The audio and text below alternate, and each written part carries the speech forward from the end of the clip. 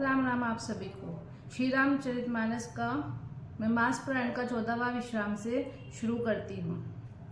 माता के सामने सीता जी से कुछ कहने में सकुचाते हैं, पर मन में यह समझकर कि वह समय ऐसा ही है, वे बोले, हे राजकुमारी, मेरी सिखावन सुनो। मन में कुछ दूसरी तरह न समझ लेना। जो अपना और मेरा भला चाहती हो तो मेरा वचन मानकर घर रहो। हे भामिनी, मेरी आज्ञा का पालन होगा। सास की सेवा बन पड़ेगी। घर में रहने में सभी प्रकार से भलाई है।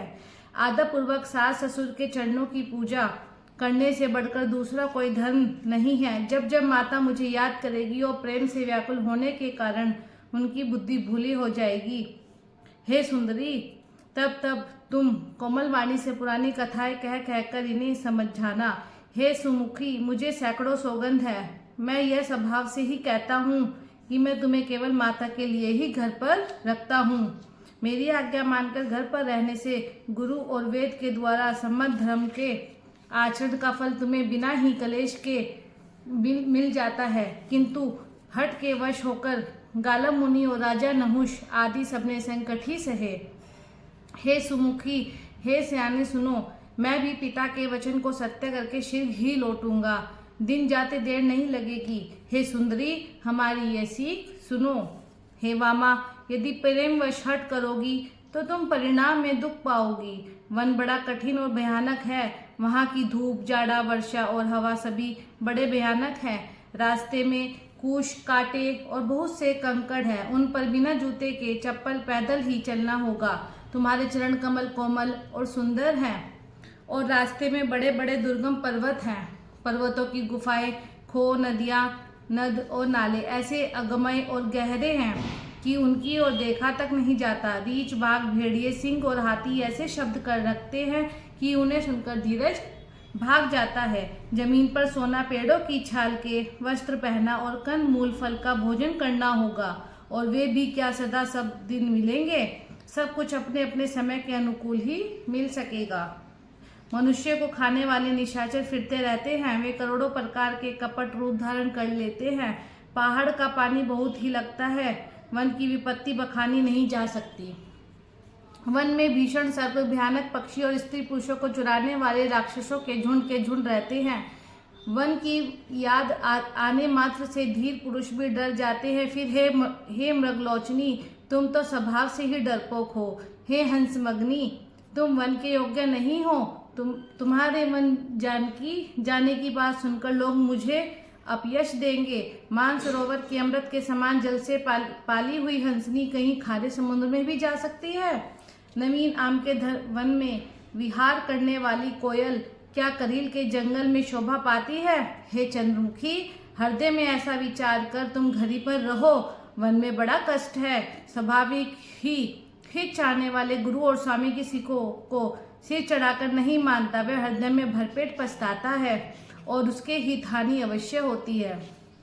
प्रियतम के कोमल और मनोहर वचन सुनकर सीता जी के सुंदर नेत्र जल से भर गए। श्री राम जी की यह शीतल सीख उनको कैसी जलाने वाली हुई, जैसे चकवी को शरद ऋतु की चांदनी रात होती है।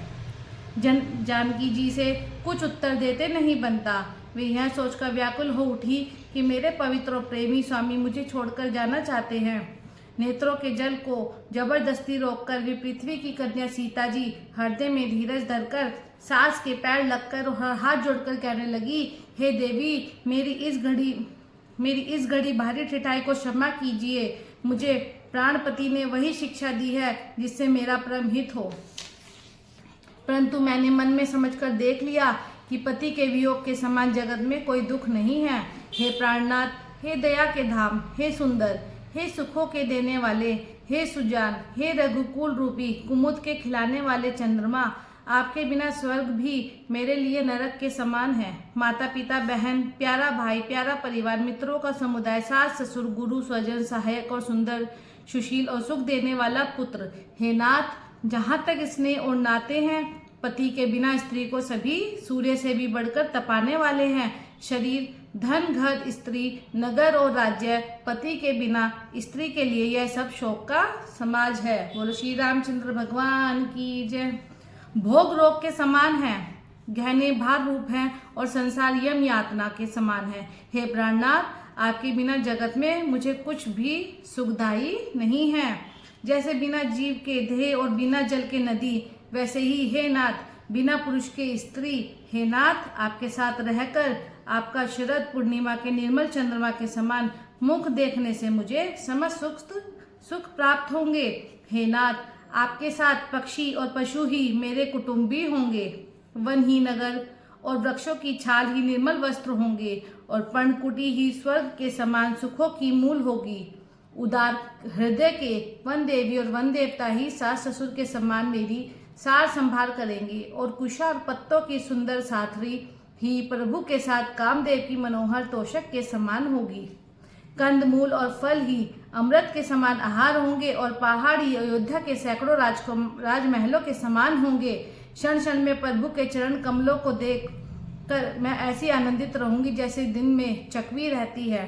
हे नाथ, आपके वन के बहुत से दुख और बहुत से भय विषाद और संताप कहे, परंतु हे कृपा निधान, हे सब मिलकर भी प्रभु के वियोग के लवलेश के समान भी नहीं हो सकते। ऐसा जी में जानकर हे सुजान शिरोमणि, आप मुझे साथ ले जाइए, यहाँ न छोड़िए। हे स्वामी, मैं अधिक क्या विनती करूं, आप करुणामय हैं और सबके हृदय के अंदर की जानने वाले हैं। हे दीन बंधु, हे सुंदर, हे सुख देने वाले, हे शील और प्रेम के भंडार, यदि अवधि तक मुझे अयोध्या में रखते हैं तो जान लीजिए कि मेरे प्राण नहीं रहेंगे। क्षण क्षण में आपके चरण कमलों को देखते रहने से मुझे मार्ग चलने में थकावट ना होगी। हे प्रियतम, मैं सभी प्रकार से आपकी सेवा करूंगी और मार्ग चलने से होने वाली सारी थकावटों को दूर कर दूंगी। आपके पैर धोकर पेड़ों की छाया में बैठकर मन में प्रसन्न होकर हवा करूंगी। पसीने की बूंदों सहित श्याम शरीर को देखकर प्राणपति के दर्शन करते हुए दुख के लिए मुझे अवकाश ही कहाँ रहेगा। समतल भूमि पर घास और पेड़ों के पत्ते बिछाकर यह दासी रात भर आपके चरण दबावेगी। बार बार आपकी कोमल मूर्ति को देखकर मुझको गर्म हवा भी ना लगेगी। प्रभु के साथ मेरी ओर देखने वाला कौन है? जैसे सिंह किसी स्त्री को खरगोश और सियार नहीं देख सकते, मैं सुकुमारी हूँ और नाथ वन के योग्य है। आपको तो तपस्या उचित है और मुझको विषय भोग। ऐसे कठोर वचन सुनकर भी जब मेरा हृदय न फटा तो हे प्रभु, ये पामर प्राण आपके वियोग का भीषण दुख सहेगा। ऐसा कहकर सीता जी बहुत ही व्याकुल हो गई। वे वचन के वियोग को भी ना संभाल सकी। उनकी यह दशा देखकर श्री रघुनाथ जी ने अपने जी में जान लिया कि हठ पूर्वक इन्हें यहाँ रखने से प्राणों को ना रखेगी। तब कृपालु सूर्य कुल के स्वामी श्री रामचंद्र जी ने कहा कि सोच छोड़कर मेरे साथ वन को चलो। आज विषाद करने का अवसर नहीं है, परंतु वन गमन की तैयारी करो। श्री रामचंद्र जी ने प्रिय वचन कहकर प्रियतमा सीता जी को समझाया। फिर माता के पैरों लगकर आशीर्वाद प्राप्त किया। माता ने कहा, बेटा जल्दी लौटकर प्रजा के दुख को मिटाना और यह निठुर माता तुम्हें भूल ना जाए। बोलो श्री रामचंद्र भगवान की जय, सीता माता की जय। हे विधाता, क्या मेरी दशा फिर पलटेगी? क्या अपने नेत्रों से मैं इस मनोहर जोड़ी को फिर देख पाऊंगी? हे पुत्र, वह सुंदर दिन और शुभ घड़ी कब होगी जब तुम्हारी जननी जीते जी तुम्हारा चांद सा मुखड़ा फिर देखेगी? हे तात, वत्स कहकर, लाल कहकर, रघुपति कहकर, रघुवर कहकर मैं फिर कब तुम्हें बुलाकर हृदय से लगाऊंगी और हर्षित होकर तुम्हारे अंगों को देखूंगी। यह देखकर कि माता स्नेह को मारे अधीर हो गई और इतनी अधिक व्याकुल है कि मुंह से वचन नहीं निकलता। श्री रामचंद्र जी ने अनेक प्रकार से उन्हें समझाया। वह समय और स्नेह वर्णन नहीं किया जा सकता। तब जानकी जी सास के पांव लगी और बोली, हे माता सुनिए, मैं बड़ी ही अभागिनी हूँ। आपकी सेवा करने के समय देव ने मुझे वनवास दे दिया, मेरा मनोरथ सफल न किया। आपका शोभ का त्याग कर दे, परंतु कृपा न छोड़िएगा। कर्म की गति कठिन है, मुझे भी कुछ दोष नहीं है। सीता जी के वचन सुनकर सास व्याकुल हो गई। उनकी दशा को मैं किस प्रकार बखान कहूँ। उन्होंने सीता जी को बार बार हृदय से लगाया और धीरज धरकर शिक्षा दी और आशीर्वाद दिया कि जब तक गंगा जी और यमुना जी में जल की धारा बहे तब तक तुम्हारा सुहाग अचल रहे। सीता जी को सास ने अनेकों प्रकार से आशीर्वाद और शिक्षाएं दी और वे बड़े ही प्रेम से बार बार चरण कमलों में सिर नवाकर चली। जब लक्ष्मण जी ने समाचार पाए तब वे व्याकुल होकर उदास मुंह उठ दौड़े। शरीर कांप रहा है, रोमांच हो रहा है, नेत्र आंसुओं से भरे हैं। प्रेम से अत्यंत अधीर होकर उन्होंने श्री राम जी के चरण कमल पकड़ लिए। वे कुछ कह नहीं सकते, खड़े खड़े देख रहे हैं, मानो जल से निकाले जाने पर मछली दीन हो रही है। हृदय में यह सोच के कि हे विधाता, क्या होने वाला है? क्या हमारा सब सुख और पुण्य पूरा हो गया? मुझको श्री रघुनाथ जी क्या कहेंगे? घर पर रखेंगे या साथ ले चलेंगे? श्री रामचंद्र जी ने तो भाई लक्ष्मण को हाथ जोड़े और शरीर तथा घर सभी से नाता तोड़े हुए खड़े देखा। तब नीति में निपुण और शील स्नेह सरलता और सुख के समुद्र श्री रामचंद्र जी वचन बोले, हे तात, परिणाम में होने वाले आनंद को हृदय में समझकर तुम प्रेमवश अधीर मत हो। जो लोग माता पिता गुरु और स्वामी की शिक्षा को स्वाभाविक ही सिर चढ़ाकर उसका पालन करते हैं, उन्होंने ही जन्म लेने का लाभ पाया है, नहीं तो जगत में जन्म व्यर्थ ही है। हे भाई, हृदय में ऐसा जानकर मेरी सीख सुनो और माता पिता के चरणों की सेवा करो। भरत और शत्रुघ्न घर पर ही हैं, महाराज वृद्ध हैं और उनके मन में मेरा दुख है। इस अवस्था में तुमको साथ लेकर बन जाऊं तो अयोध्या सभी प्रकार से अनाथ हो जाएगी। गुरु पिता माता प्रजा और परिवार सभी पर दुख का दूसरा भार आ पड़ेगा। अतः तुम यहीं रहो, सबका संतोष करते रहो, नहीं तो हे तात, बड़ा दोष होगा। जिसके राज्य में प्यारी प्रजा दुखी रहती है, वह राजा अवश्य ही नरक का अधिकारी होता है। हे तात, मेरी नीति विचार कर तुम घर पर रहो। यह सुनते ही लक्ष्मण जी बहुत ही व्याकुल हो गए। इन शीतल वचनों से वे कैसे सूख गए, जैसे पाले के स्पर्श से कमल सूख जाता है। प्रेम व लक्ष्मण जी से कुछ उत्तर देते नहीं बनता। उन्होंने व्याकुल होकर श्री राम जी के चरण पकड़ लिए और कहा, हे नाथ, मैं दास हूँ और आप स्वामी हैं, अतः आप मुझे छोड़ ही दे तो मेरा क्या वश है। हे स्वामी, आपने मुझे सीख तो बड़ी अच्छी दी है, पर मुझे अपनी कायरता से वह मेरे लिए अगम लगी। शास्त्र और नीति के तो वे ही श्रेष्ठ पुरुष अधिकारी है जो धीर है और धर्म की धुरी को धारण करने वाले हैं। मैं तो प्रभु के स्नेह में पला हुआ छोटा बच्चा हूँ। वहीं कहीं हंस भी मंदराचल या सुमेरु पर्वत को उठा सकते हैं। हे नाथ, स्वभाव से ही कहता हूँ, आप विश्वास करें, मैं आपको छोड़कर गुरु पिता माता किसी को भी नहीं जानता। जगत में जहाँ तक स्नेह का संबंध, प्रेम और विश्वास है, जिनको स्वयं वेद ने गया है, हे स्वामी, हे दीनबंधु, हे सबके हृदय के अंदर की जानने वाले, मेरे तो वे सब कुछ केवल आप ही हैं। धर्म और नीति का उपदेश तो उसको करना चाहिए जिसे कीर्ति, विभूति या सदगति प्यारी हो, किंतु जो मन वचन और कर्म से चरणों में ही प्रेम रखता हो, हे कृपा सिंधु, क्या वह भी त्याग के योग्य है? दया के समूह श्री रामचंद्र जी ने भले भाई के कोमल और नम्रता युक्त वचन सुनकर और उन्हें स्नेह के कारण डरे हुए जानकर हृदय से लगाकर समझाया और कहा, हे भाई, जाकर माता से विदा मांगाओ और जल्दी वन को चलो। रघुकुल में श्री राम जी की वाणी सुनकर लक्ष्मण जी आनंदित हो गए और बड़ी हानि दूर हो गई और बड़ा लाभ हुआ। हे हर्षित हृदय से माता सुमित्रा जी के पास आए, मानो अंधा फिर से नेत्र पा गया हो। उन्होंने जाकर माता के चरणों में मस्तक नवाया, किंतु उनका मन रघुकुल को आनंद देने वाले श्री राम जी और जानकी जी के साथ था। माता ने उदास मन देखकर उनसे पूछा। लक्ष्मण जी ने सब कथा विस्तार से कह सुनाई। सुमित्रा जी कठोर वचनों को सुनकर ऐसी सहम गई जैसे हिरनी चारों ओर वन में आग लगी देखकर सहम जाती है। लक्ष्मण ने देखा कि आज अनर्थ हुआ, ये स्नेहवश काम बिगाड़ देगी, इसलिए वे विदा मांगते हुए डर के मारे सकुचाते हैं कि हे विधाता, माता साथ जाने को कहेगी या नहीं।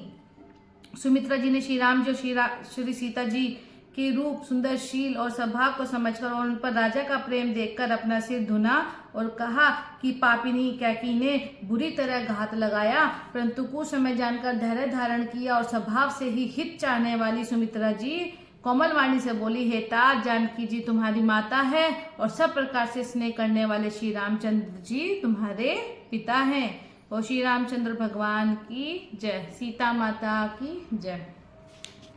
जहाँ श्री राम जी का निवास हो वही अयोध्या है, जहाँ सूर्य का प्रकाश हो वही दिन है। यदि निश्चय ही सीता राम वन को जाते हैं तो अयोध्या में तुम्हारा कुछ भी काम नहीं है। गुरु, पिता, माता, भाई, देवता और स्वामी, इन सब की सेवा प्राण के समान करनी चाहिए। फिर श्री रामचंद्र जी तो प्राणों के भी प्रिय हैं, हृदय भी जीवन है और सभी के स्वार्थ रहित सखा है। जगत में जहाँ तक पूजनीय और परम प्रिय लोग हैं वे सब राम जी के नाते से ही मानने योग्य हैं, और हृदय में ऐसा जानकर हे तात उनके साथ मन जाओ और जगत में जीने का लाभ उठाओ। मैं बलिहारी जाती हूँ, मेरे समेत तुम बड़े ही सौभाग्य के पात्र हुए जो तुम्हें चितने छल छोड़कर श्री राम जी के चरणों में स्थान प्राप्त किया है। संसार में वही युवती स्त्री पुत्रवती है और जिसका पुत्र श्री रघुनाथ जी का भक्त हो, नहीं तो जो राम से विमुख पुत्र से अपना हित जानती है वह तो बांझ ही अच्छी है, पशु की भांति उसका ब्याना व्यर्थ ही है। तुम्हारे ही भाग्य से श्री राम जी वन को जा रहे हैं हे तात, दूसरा कोई कारण नहीं है। संपूर्ण पुण्यों का सबसे बड़ा फल यही है कि श्री सीता राम जी के चरणों में स्वाभाविक प्रेम हो। राग, रोष, ईर्ष्या, मद और मोह इनके वश अपनों में भी मत होना। सब प्रकार के विकारों को त्याग कर मन, वचन और कर्म से सीता राम जी की सेवा करना। तुमको वन में सब प्रकार से आराम है, जिसके साथ राम जी और सीता जी रूप पिता माता हे पुत्र तुम वही करना जिससे श्री रामचंद्र जी वन में कलेश न पावे। मेरा यही उपदेश है हे तात, मेरा यही उपदेश है जिससे वन में तुम्हारे कारण श्री राम जी और सीता जी सुख पावे और पिता माता, प्रिय परिवार तथा नगर के सुखों की याद भूल जाए। तुलसीदास जी कहते हैं कि सुमित्रा जी ने इस प्रकार हमारे प्रभु को शिक्षा देकर आज्ञा दी और फिर यह आशीर्वाद दिया कि श्री सीता जी और रघुवीर जी के चरणों में तुम्हारा निर्मल एवं प्रगाढ़ प्रेम नित नित नया हूँ। माता के चरणों में सिर नवाकर हृदय में डरते हुए लक्ष्मण जी तुरंत इस तरह चल दिए जैसे सौभाग्यवश कोई हिरण कठिन फंदे को तुड़ाकर भाग निकला हो। लक्ष्मण जी वहां गए जहाँ श्री रघुनाथ जी श्री जानकी नाथ जी थे और प्रिय का साथ पाकर मन में बड़े ही प्रसन्न हुए। श्री राम जी और सीता जी के सुंदर चरणों की वंदना करके वे उनके साथ चले और राजभवन में आए। नगर के स्त्री पुरुष आपस में कह रहे हैं कि विधाता ने खूब बनाकर बात बिगाड़ी। उनके शरीर दुबले, मन दुखी और मुख उदास हो रहे हैं। वे वैसे व्याकुल हैं जैसे शहद छीन लिए जाने पर शहद की मक्खियां व्याकुल हो। सब हाथ मल रहे हैं और सिर धुनकर पछता रहे हैं, मानो बिना पंख के पक्षी व्याकुल हो रहे हैं और राजद्वार पर बड़ी भीड़ हो रही है। अपार विषाद का वर्णन नहीं किया जा सकता। श्री रामचंद्र जी पधारे हैं, ये प्रिय वचन कहकर मंत्री ने राजा को उठाकर बैठाया। सीता सहित दोनों पुत्रों को देखकर राजा बहुत व्याकुल हुए। सीता सहित दोनों सुंदर पुत्रों को देख कर राजा अकुलाते हैं और स्नेहवश बारंबार उन्हें हृदय से लगा लेते हैं। राजा व्याकुल है, बोल नहीं सकते, हृदय में शोक से उत्पन्न हुआ भयानक संताप है। तब रघुकुल के वीर श्री रामचंद्र जी ने अत्यंत प्रेम से चरणों में सिर नवाकर उठकर विदा मांगी। हे पिताजी, मुझे आशीर्वाद और आज्ञा दीजिए। हर्ष के समय आप शोक क्यों कर रहे हैं? हे तात, प्रिय के प्रेमवश परमार्थ करने से जगत में यश जाता रहेगा और निंदा होगी। यह सुनकर इसने वश राजा ने उठकर श्री रघुनाथ जी की बाह पकड़कर उन्हें बैठा लिया और कहा, हे तात सुनो, तुम्हारे लिए मुनि लोग कहते हैं कि श्री राम चराचर के स्वामी हैं। शुभ और अशुभ कर्मों के अनुसार ईश्वर हृदय में विचार कर फल देता है। जो कर्म करता है वही फल पाता है, ऐसी वेद की नीति है। यह सब कोई कहते हैं। अपराध तो कोई और ही करे और उसके फल का भोग कोई और ही पावे। भगवान की लीला बड़ी ही विचित्र है, उसे जानने योग्य जगत में कौन है? राजा ने इस प्रकार श्री रामचंद्र जी को रखने के लिए छल छोड़कर बहुत से उपाय किए। पर जब उन्होंने धर्म धुरंधर, धीर और बुद्धिमान श्री राम जी का रुख देख लिया और वे रहते हुए न जान पड़े, तब राजा ने सीता जी को हृदय से लगा लिया और बड़े प्रेम से बहुत प्रकार की शिक्षा दी। वन के दूसरे दुख सहकर सुनाए, फिर सास ससुर और पिता के सुखों को समझाया। परंतु सीता जी का मन श्री रामचंद्र जी के चरणों में अनुरुक्त था, इसलिए उन्हें घर अच्छा नहीं लगा और न वन भयानक लगा।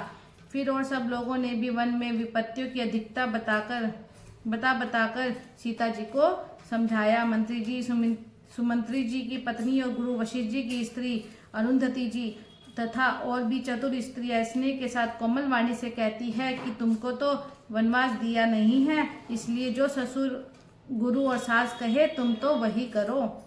यह शीतल, हितकारी, मधुर और कोमल सीख सुनने पर सीता जी को अच्छी नहीं लगी। वे इस प्रकार व्याकुल हो गई मानो शरद ऋतु के चंद्रमा की चांदनी लगते ही चकई व्याकुल हो उठी हो। सीता जी संकोच वश उत्तर नहीं देती। इन बातों को सुनकर कैकेयी तमकर उठी और उन्हें मुनियों के वस्त्र, आभूषण और बर्तन लगाकर श्री रामचंद्र जी के आगे रख दिए और कोमल वाणी से कहा, हे रघुवीर, राजा को तुम प्राणों के समान प्रिय हो। भीरू राजाशील और इसने नहीं छोड़ेंगे। पुण्य, सुंदर, यश और परलोक चाहे नष्ट हो जाए, पर तुम्हें वन जाने को भी वे कभी ना कहेंगे। ऐसा विचार कर जो तुम्हें अच्छा लगे वही करो। माता की सीख सुनकर श्री रामचंद्र जी ने सुख पाया, परंतु राजा को ये वचन बाण के समान लगे। अब भी अभागे प्राण नहीं निकलते।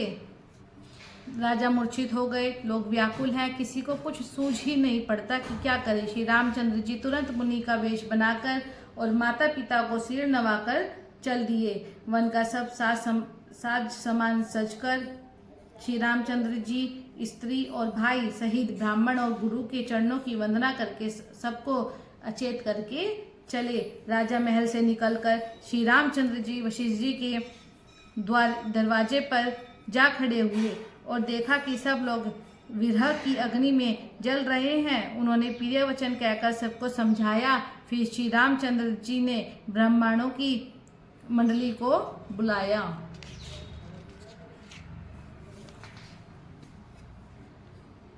गुरुजी से कहकर उन सबको वर्षासन दिए और आदर, दान तथा विनय से उसे वश में कर लिया। फिर याचकों को दान और मान देकर संतुष्ट किया और मित्रों को पवित्र प्रेम से प्रसन्न किया। फिर दास दासियों को बुलाकर उन्हें गुरुजी को सौंपकर हाथ जोड़कर बोले, हे गुस्साई, इन सबकी माता पिता के समान सार संभाल करते रहिएगा। श्री रामचंद्र जी बार बार दोनों हाथ जोड़कर सबसे कोमल वाणी कहते हैं कि मेरा सब प्रकार से हितकारी मित्र वही होगा जिसकी चेष्टा से महाराज सुखी रहे। हे परम चतुर पूर्वाजी सज्जनों, आप सब वही उपाय करिएगा जिससे मेरी सब माताएं मेरे विरह के दुख से दुखी ना हो। इस प्रकार श्री राम जी ने सबको समझाया और हर्षित होकर गुरुजी के चरण कमलों में सिर नवाया। फिर गणेश जी, पार्वती जी और कैलाशपति महादेव जी को मनाकर तथा आशीर्वाद पाकर श्री रघुनाथ जी चले। श्री राम जी के चलते ही बड़ा भारी विषाद हो गया। नगर का आर्तनाद सुना ही नहीं जाता। लंका में बुरे शकुन होने लगे। अयोध्या में अत्यंत शोक छा गया और देवलोक में सब हर्ष और विषाद दोनों के वश में हो गए। मूर्छा दूर हो गई। तब राजा जागे और सुमंत्र को बुलाकर ऐसा कहने लगे, श्री राम वन को चले गए पर मेरे प्राण नहीं जा रहे हैं। न जाने ये किस सुख के लिए शरीर में टिक रहे हैं। इससे अधिक बलवती और कौन सी व्यथा होगी। जिस दुख को पाकर प्राण शरीर को छोड़ेंगे। फिर धीरज धरकर राजा ने कहा, हे सखा, तुम रथ लेकर श्री राम के साथ जाओ। अत्यंत सुकुमार दोनों कुमारों को और सुकुमारी जानकी को रथ में चढ़ाकर वन दिखलाकर 4 दिन के बाद लौट आना। यदि धैर्यवान दोनों भाई न लौटे, क्योंकि श्री रघुनाथ जी प्रण के सच्चे और दृढ़ता से नियम का पालन करने वाले हैं, तो तुम हाथ जोड़कर विनती करना कि हे प्रभु, जनक कुमारी सीता जी को तो लौटा दीजिए। तब सीता जी मन को देखकर डरे। तब मौका पाकर मेरी ऐसी गुण से कहना कि तुम्हारे सास और ससुर ने ऐसा संदेश कहा है कि हे पुत्री, तुम लौट चलो, वन में बहुत कलेश है। कभी पिता के घर, कभी ससुराल, जहाँ तुम्हारी इच्छा हो वहीं रहना। इस प्रकार तुम बहुत से उपाय करना। यदि सीता जी लौट आई तो मेरे प्राणों को सहारा हो जाएगा, नहीं तो अंत में मेरा मरण ही होगा। विधाता के विपरीत होने पर कुछ वश नहीं चलता। हाँ, राम, लक्ष्मण और सीता को लाकर दिखाओ। ऐसा कहकर राजा मूर्छित होकर पृथ्वी पर गिर पड़े। सुमंत्र जी राजा की आज्ञा पाकर सिर नवाकर बहुत जल्दी रथ जुड़वाकर वहां गए जहां नगर के बाहर सीता जी सहित दोनों भाई थे। तब सुमंत्र ने राजा के वचन श्री रामचंद्र जी को सुनाए और विनती करके उनको रथ पर चढ़ाया। सीता जी सहित दोनों भाई रथ पर चढ़कर हृदय में अयोध्या को सिर नवाकर चले। श्री रामचंद्र जी को जाते हुए और अयोध्या को अनाथ देखकर सब लोग व्याकुल होकर उनके साथ हो लिए। कृपा के समूह श्री राम जी उन्हें बहुत रहस्य समझाते हैं तो वे लौट जाते हैं, परंतु प्रेमवश फिर लौट आते हैं। अयोध्यापुरी बड़ी डरावनी लग रही है, मानो अंधकारमयी काल रात्रि ही हो। नगर के नर नारी भयानक जंतुओं के समान एक दूसरे को देखकर डर रहे हैं। घर शमशान, कुटुंबी, भूत प्रेत और पुत्र, हितैषी और मित्र मानो यमराज के दूत हैं। बगीचों में वृक्ष और बेलें कुम्हला रही हैं। ये नदी और तालाब ऐसे भयानक लगते हैं कि उनकी ओर देखा भी नहीं जाता। करोड़ों घोड़े, हाथी, खेलने के लिए पाले हुए हिरण, नगर के पशु, पपीहे, मोर, कोयल, चकवे, तोते, मैना, सारस, हंस और चकोर श्री राम जी के वियोग में सभी व्याकुल हुए, जहाँ तहाँ खड़े हैं, मानो तस्वीरों में लिखकर बनाए हुए हैं। नगर मानो फलों से परिपूर्ण भरा भारी सघन वन था। नगर निवासी सब स्त्री पुरुष, बहुत से पशु पक्षी थे। अवधपुरी अर्थ, धर्म, काम, मोक्ष चारों फलों को देने वाली नगरी थी और सब स्त्री पुरुष सुख में उन फलों को प्राप्त करते थे। विधाता ने कैकई को भलिनी बनाया, जिसने दसों दिशाओं में दुसह दाविग्नि भयानक आग लगा दी। श्री रामचंद्र जी के विरह की इस अग्नि को लोग सह न सके। सब लोग व्याकुल होकर भाग चले। सब ने मन में विचार कर लिया कि श्री राम जी, लक्ष्मण जी और सीता जी के बिना सुख नहीं है। जहाँ श्री राम जी रहेंगे वहीं सारा समाज रहेगा। श्री रामचंद्र जी के बिना अयोध्या में हम लोगों का कुछ काम नहीं है। ऐसा विचार कर दृढ़ करके देवताओं को भी दुर्लभ सुखों से पूर्ण घरों को छोड़कर सब श्री रामचंद्र जी के साथ चल पड़े। जिनको श्री राम जी के चरण कमल प्यारे हैं, उन्हें कभी विषय भोग वश में कर सकते हैं। बच्चों और बूढ़ों को घरों में छोड़कर सब लोग साथ हो लिए। पहले दिन श्री रघुनाथ जी ने तमसा नदी के तीर पर निवास किया। प्रजा को प्रेमवश देखकर श्री रघुनाथ जी के दयालु हृदय में बड़ा दुख हुआ। प्रभु श्री रघुनाथ जी करुणामयी हैं, पराई पीड़ा को वे तुरंत पा जाते हैं। प्रेम युक्त कोमल और सुंदर वचन कहकर श्री राम जी ने बहुत प्रकार से लोगों को समझाया और बहुत तेरे धर्म संबंधी उपदेश दिए, परंतु प्रेमवश लोग लौटाए लौटते नहीं। श्री लौट ने छोड़ा नहीं जाता। श्री रघुनाथ जी असमझ के अधीन हो गए और शौक और परिश्रम के मारे लोग सो गए और कुछ देवताओं की माया से भी उनकी बुद्धि मोहित हो गई। तब जब दोपहर रात बीत गई, तब रामचंद्र जी ने प्रेम पूर्वक मंत्री सुमंत्र से कहा, हे तात, रथ के खोज मारकर रथ को हाकिए और किसी उपाय से बात नहीं बनेगी। शंकर जी के चरणों में सिर नवाकर श्री राम जी, लक्ष्मण जी और सीता जी रथ पर सवार हुए। मंत्री ने तुरंत ही रथ को इधर उधर खोज छिपाकर चला दिया। सवेरा होते ही सब लोग जागे तो बड़ा शोर मचा कि श्री रघुनाथ जी चले गए।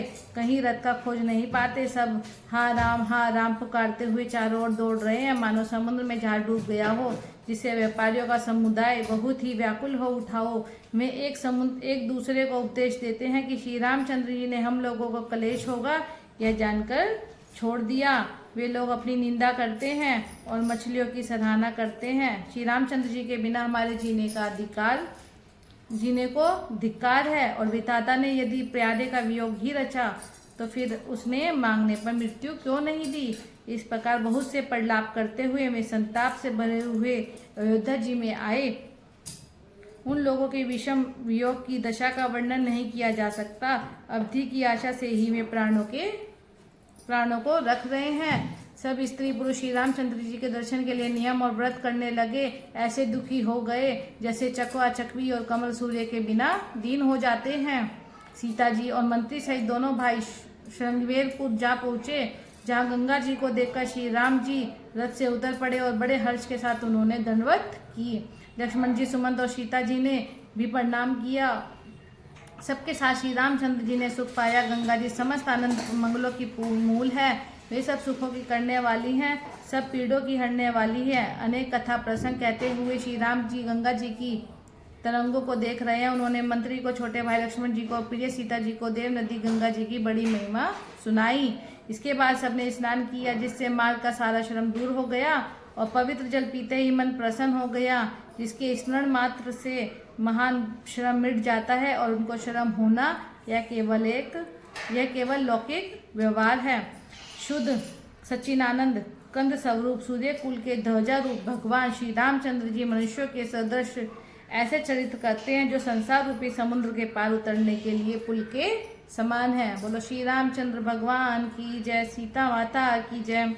जब निषाद राज गुह ने यह खबर पाई तब आनंदित होकर उसने अपने प्रियजनों और भाई बंधुओं को बुला लिया और भेंट देने के लिए फल मूल लेकर और उन्हें भोरों में भरकर मिलने के लिए चला। उसके हृदय में हर्ष का पार नहीं था। दंडवत करके भेंट सामने रखकर वह अत्यंत प्रेम से प्रभु को देखने लगा। श्री रघुनाथ जी ने स्वाभाविक स्नेहवश होकर उसे अपने पास बैठाकर कुशल पूछी।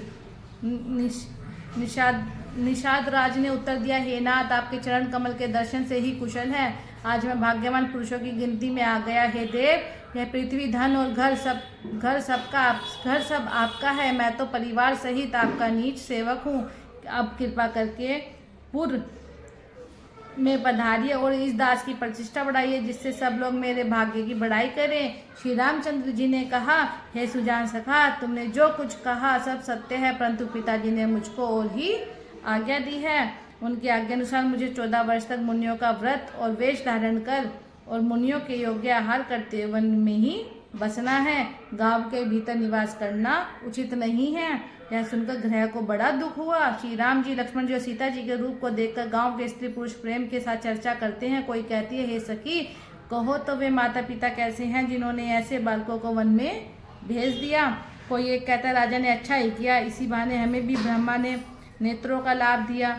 तब निषादर राज ने हृदय में अनुमान किया तो अशोक के पेड़ को मनोहर समझा। उसने श्री रघुनाथ जी को ले जाकर वह स्थान दिखाया। श्री रामचंद्र जी ने कहा कि यह सब प्रकार से सुंदर है। पूर्ववासी लोग जो हार करके अपने अपने घर लौटे और श्री रामचंद्र जी संध्या करने पधारे। घूनी कुश और कोमल पत्तों की कोमल और सुंदर साथी सजाकर बिछाती और पवित्र मीठे और कोमल देख देख कर दोनों में भर भर कर फल मूल और पानी रख दिया। सीता जी, सुमंत्र जी और भाई लक्ष्मण जी सहित कंद मूल फल खाकर गुरुकुल मणि श्री रामचंद्र जी लेट गए और लक्ष्मण जी उनके पैर दबाने लगे। फिर प्रभु श्री रामचंद्र जी को सोते जानकर लक्ष्मण जी उठे और कोमल वाणी से मंत्री सुमंत्र जी को सोने के लिए कहकर वहां से कुछ दूर पर धनुष बाण से सजकर विरासन से बैठकर जागने लगे। गुह ने विश्वास पात्र पहरेदारों को बुलाकर अत्यंत प्रेम से जगह जगह नियुक्त कर दिया और आप कमर से तरसकर बांधकर और धनुष पर बाण चलाकर लक्ष्मण जी के पास जा बैठा। प्रभु को जमीन पर सोते देखकर प्रेमवश निषाद राज के हृदय में विषाद हो गया। उसका शरीर पुलकित हो गया और नेत्रों से जल बहने लगा। वह प्रेम से लक्ष्मण जी से वचन कहने लगा, महाराज, दशरथ जी का महल तो स्वभाव से ही सुंदर है। इंद्र भवन भी जिसकी समानता नहीं कर पाता, उसमें सुंदर मणियों के रचे चौबारे हैं जिन्हें मानव रति के पति कामदेव ने अपने ही हाथों सजाकर बनाया है। जो पवित्र बड़े ही विलक्षण सुंदर भोग पदार्थों से पूर्ण और फूलों की सुगंध से सुवासित है। जहाँ सुंदर पलंग और मणियों के दीपक है, जहाँ सब प्रकार पूरा आराम है, जहाँ अनेक वस्त्रों तकिए और गद्दे हैं जो दूध फेन के समान कोमल, निर्मल और सुंदर है। वहाँ सीता जी और श्री रामचंद्र जी रात को सोया करते थे और अपनी शोभा से रति और कामदेव के गर्भ को हरण करते थे। वहीं श्री सीता जी और श्री राम जी आज घास फूस की साथरी पर थके हुए बिना वस्त्र के ही सोए हैं। ऐसी दशा में वे देखे नहीं जाते। माता पिता, कुटुंबी, पूर्ववासी, मित्र, अच्छे शील स्वभाव के दास और दासियां, सब जिनकी अपने प्राणों की तरह सार संभाल करते थे, वही प्रभु श्री रामचंद्र जी आज पृथ्वी पर सो रहे हैं। जिनके पिता जनक जी हैं, जिनका स्वभाव जगत में प्रसिद्ध है, जिनके ससुर इंद्र के मित्र रघुराज दशरथ जी हैं और पति श्री रामचंद्र जी है, वही जानकी जी आज जमीन पर सो रही हैं। विधाता किसको प्रतिकूल नहीं होता। सीता जी और श्री रामचंद्र जी क्या वन के योग्य है और क्या वन के योग्य हैं। लोग सच कहते हैं कि क्रम ही प्रधान है। कैकई राज की लड़की नीच बुद्धि कैकई ने लड़की ही कुटिलता की, जिसने रघुनंदन श्री राम जी को जानकी जी को सुख के समय दुख दिया। वह सूर्यकुल रूपी वृक्ष के लिए कुल्हाड़ी हो गई। उस कुबुद्धि ने संपूर्ण विश्व को दुखी कर दिया। श्री राम सीता को जमीन पर सोते हुए देखकर निषाद को बड़ा दुख हुआ। तब लक्ष्मण जी ज्ञान वैराग्य और भक्ति के रस से सनी हुई मीठी और कोमल वाणी बोले, हे भाई, कोई किसी को दुख सुख दुख का देने वाला नहीं है। सब अपने ही किए हुए कर्मों का फल भोगते हैं। संयोग वियोग, भले बुरे भोग, शत्रु मित्र और उदासीन, ये सभी भ्रम के फंदे हैं। जन्म मृत्यु, संपत्ति विपत्ति, कर्म और काल, जहाँ तक जगत के जंजाल हैं।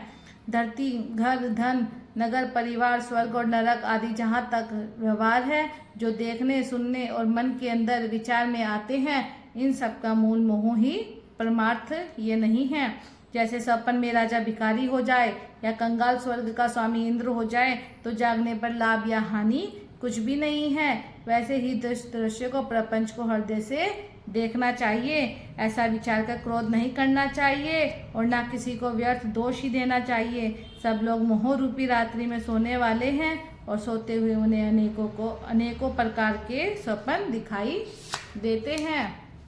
इस जगत रूपी रात्रि में योगी लोग जगत जागते हैं और परमात्मी और प्रपंच से जुटे हुए हैं। जगत में जीव को जगा हुआ तभी जाना चाहिए जब संपूर्ण भोग विलासों से वैराग्य हो जाए। विवेक होने पर मोह रूपी भ्रम भाग जाता है, तब श्री रघुनाथ जी के चरणों में प्रेम होता है। हे सखा, मन वचन और कर्म से श्री राम जी के चरणों में प्रेम होना, यही सबसे परमार्थ है। श्री रामचंद्र जी परमार्थ स्वरूप पर भ्रम है। हे अभिगत, अलग, अनादि, अनुपम, सब विकारों से रहित और भेद शून्य है। वेद जिनका नित्य नीति कहकर निरूपण करते हैं, वही कृपालु श्री रामचंद्र जी भक्त, भूमि, ब्राह्मण, गो और देवताओं के हित के लिए मनुष्य शरीर धारण करके लीलाएं करते हैं, जिनके सुनने से जगत के जंजाल मिट जाते हैं। बोलो श्री रामचंद्र भगवान की जय, सीता माता की जय। यहाँ पे हमारा मास प्लांट का 14वां विश्राम पूर्ण होता है। धन्यवाद।